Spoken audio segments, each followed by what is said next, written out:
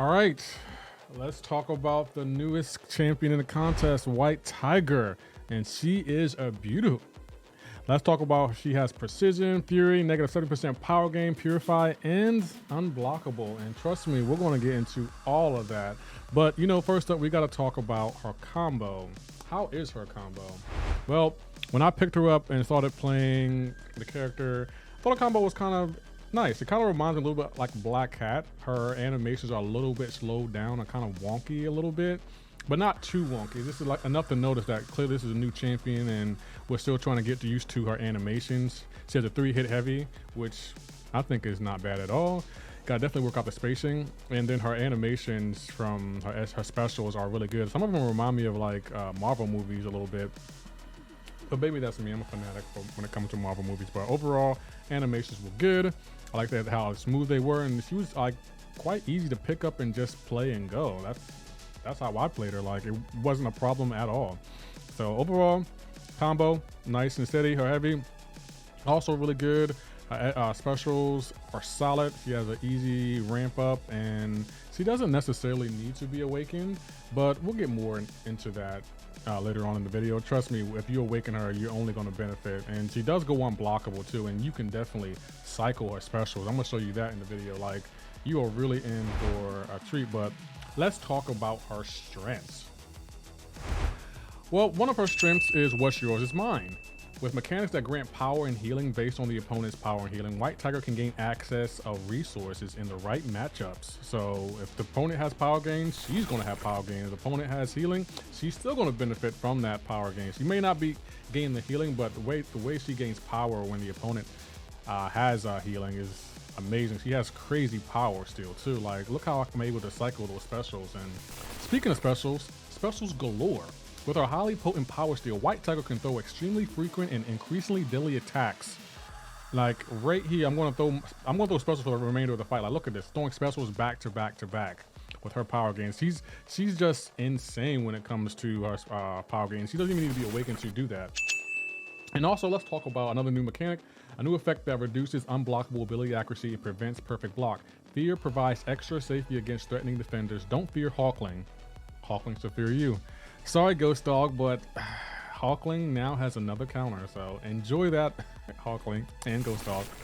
But the fear, you can't refresh it, and she also needs to be awakened to activate that fear, so keep that in mind. And the opponent can go unblockable again, but we'll talk about it. Let's talk about her weaknesses, though.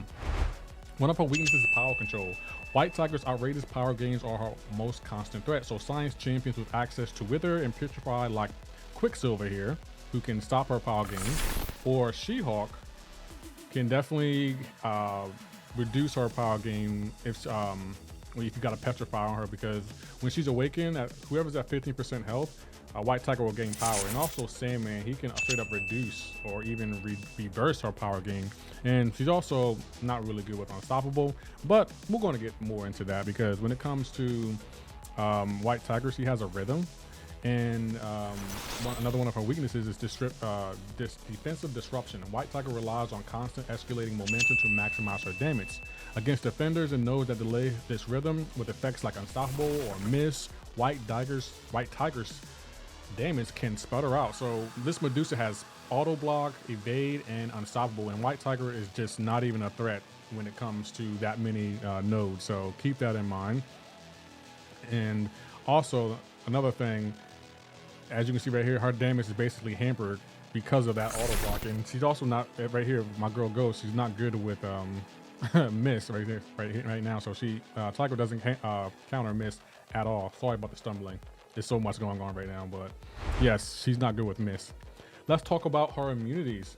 Now, one of her immunities that I like is she's immune to nullify. You can't nullify her buffs at all. Like, she's immune to it. So once she gains a buff, you're not taking it from her. She's keeping that buff until it expires or until it remains for the remainder of the fight. And also, I couldn't really power drain her. I don't know if that was intentional. I was trying to power drain her here, but I think she may be immune to power drain. Again, I'm not sure about that. I don't remember seeing that in her kit, but I was unable to power drain her. And she may not have any immunities, but depending on how many buffs the opponent has, like Venom has 3 buffs here, she gets a 20% chance to purify that debuff on her. Like, so bleed, like I gain a bleed, she's gonna purify because of all the buffs Venom has on her. So keep that in mind. Let's talk about her being awakened. Now, I like her awakened ability. It's very unique. At the start of the fight, inflict a fear passive, reducing unblockable ability actually by a flat 100% and removing perfect block chance for 20 seconds. Once per fight, either champion drops to 50% of their max health. White Tiger gains a power gain buff, granting 100% of her max power over 6 seconds. As a defender, this only triggers once per quest. So at Sig 1, she's going to gain power over 6 seconds. And as you can see right here, look at that power gain. Like, she has a very interesting awaken ability. Like, no matter if it's high or low, she's still going to benefit from it. And not many champions can be like that. Like right here, we're going to get Green Goblin down to 50% health. And look at the power gain, it's faster. So the higher the Sig, the faster she'll gain power. And I feel like that can definitely be useful in so many situations, in my opinion. And the great thing about it, if you put, you can't take her power gain. You can stagger it, but you can't take it. So right here, we got her at Sig 200, and we're gonna get Psylocke down to 15% health. And watch her power gain just shoot up. Like, look at that power gain, how fast it shoots up. And she'll keep grabbing at least for 6 seconds, and she just can cycle those specials. This is just insane to me. Like, that girl can do so much. Let's talk about her synergies, though. She does have some unique synergies, like with Ultimate Teammates, Iron Fist, Luke Cage, Nova, and Spider-Man. She gains plus 4% perfect block chance. And then with Avengers Academy, they gain plus 100 critical rating. So those two synergies, okay, not really what I would use all that much. I'd rather I would definitely rather use her next synergy, which is Cast. I can't even talk.